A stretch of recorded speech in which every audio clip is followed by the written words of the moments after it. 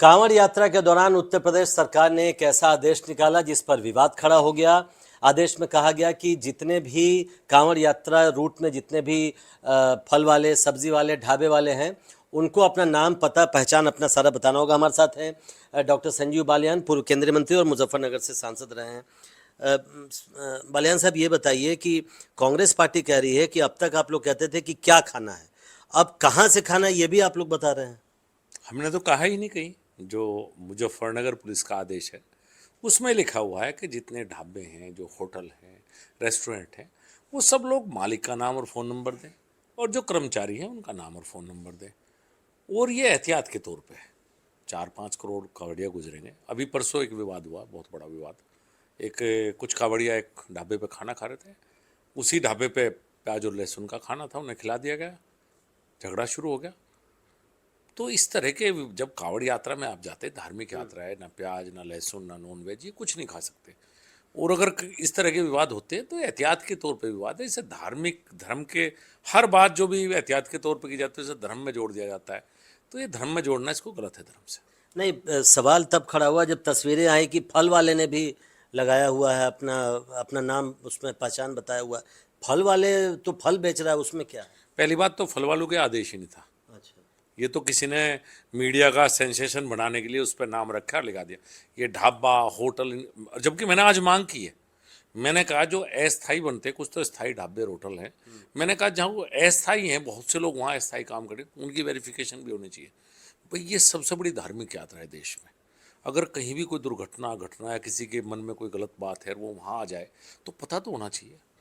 थोड़ी सा विवाद बहुत बड़ा रूप ले लेता है, तो सावधानी पहले बरतनी चाहिए।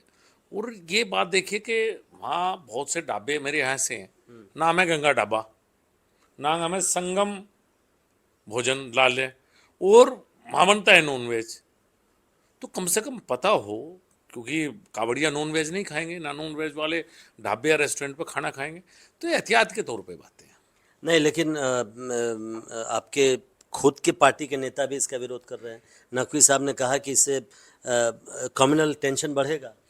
हमारे यहाँ तो कहीं कम्युनल टेंशन है बहनी। हम्म। खूब कावड़िया आएंगे, खूब मुसलमान भी उनका स्वागत करेंगे, खूब शिविर लगते हैं, खूब खाना पीना सब साथ चलता है। ये इसलिए है कि कोई विवाद पैदा ना हो। इन लोगों ने शायद, बहुत से लोग जो इस पर टिप्पणी कर रहे हैं, इन्होंने कभी कावड़िया गुजरते देखे नहीं। जब 4 से 5 करोड़ लोग 4-5 दिन तक कहीं तिर रखने की जगह नहीं, एक छोटा सा झगड़ा, कहीं कहीं मौत होती है।